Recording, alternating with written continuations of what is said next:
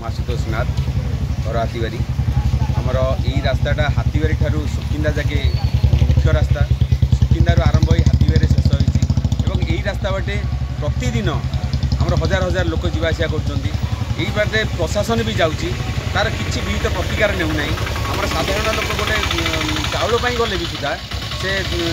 ये बाटे चलिकी जापार आ से बड़ बाबू मैंने गाड़ी आसी आ गाड़ी में टायर लगी से आराम से पलाऊँ तेणु से असुविधा लोकंर जापार से प्रतिदिन आगे पड़ुले भी तार किसी प्रतिकार करना आम बारंबार प्रशासन को जनईचु बारंबार तार जो प्रतिकार करने को अनुरोध करूँ ता सत्वे भी हो पारा ना आउ डायरिया ये समय डायरिया समय भी आम प्रशासन किसी करता कि आम स्थानीय नेता किसी करते किसी तार प्रतिकार करना तेणु आम बर्तमान ये हैरान हो आम आज बाध्य हलु बापूजी यूथ क्लब एवं हाथीबारी ग्रामवासी बृंद आम बाध्य हलु ये आज धान चारा रोपण करने हाथीबारी सिंगासाई असुविधा कौन है असुविधा सारू बाहर बेलू ये जो सुकिंदा हाथीबारी जो 10 किलोमीटर रास्ता पिचु रास्ता कराई